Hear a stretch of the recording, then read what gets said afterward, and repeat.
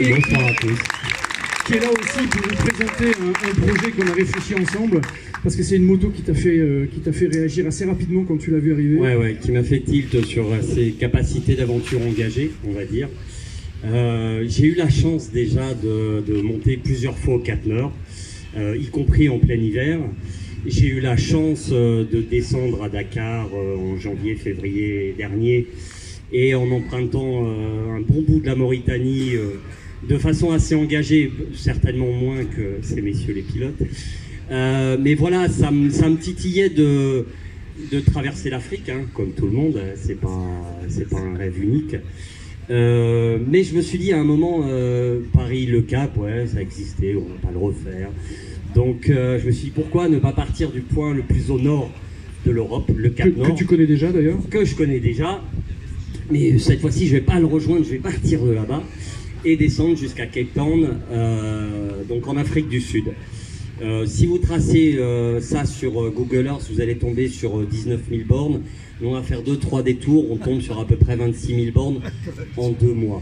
Voilà. Laurent, tu dis nous, tu es pas tout seul? Non, je suis pas tout seul, je suis accompagné d'un gars un peu fou, dont tout le monde me dit ouais, c'est ton mécano, t'as du bol, tout ça. C'est pas que ça, c'est un pote qui s'appelle Amaury, et c'est aussi un bon compagnon de voyage, parce que pour se taper 2 mois comme ça, et être toujours sur la même longueur d'onde, et être d'accord que, ok, bah on a filmé entre 2 et 5 heures aujourd'hui, on a du temps à rattraper, il faut rouler de nuit, on en chie, on dort peu, on mange peu, donc, et trouver qu'elle c'est comme partir faire une transat avec quelqu'un sur un bateau, il faut vraiment être sur la même longueur d'onde. Donc j'ai la chance d'avoir ce compagnon de voyage, qui est aussi un très bon technicien.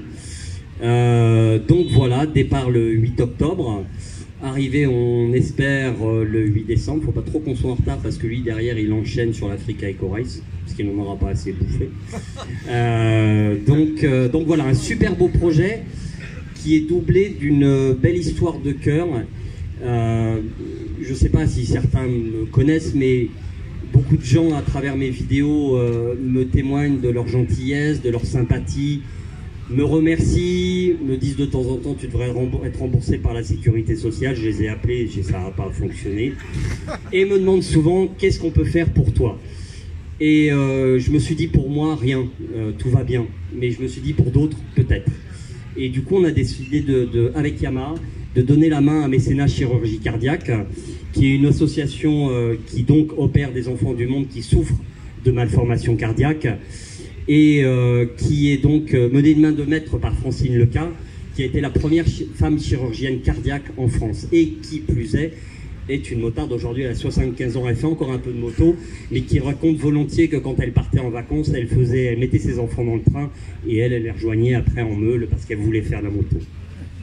Donc voilà, l'idée est d'essayer de profiter de cet élan qu'ont les gens vers moi de sympathie, profiter dans le bon sens du terme. La cagnotte a été ouverte hier soir, on est déjà à 2 000 €. L'objectif c'est de récolter 1 € par kilomètre parcouru, donc 26 000 €, ce qui permettrait d'opérer en gros 2 enfants, je ne vais pas dire 2,5, hein, ça n'existe pas.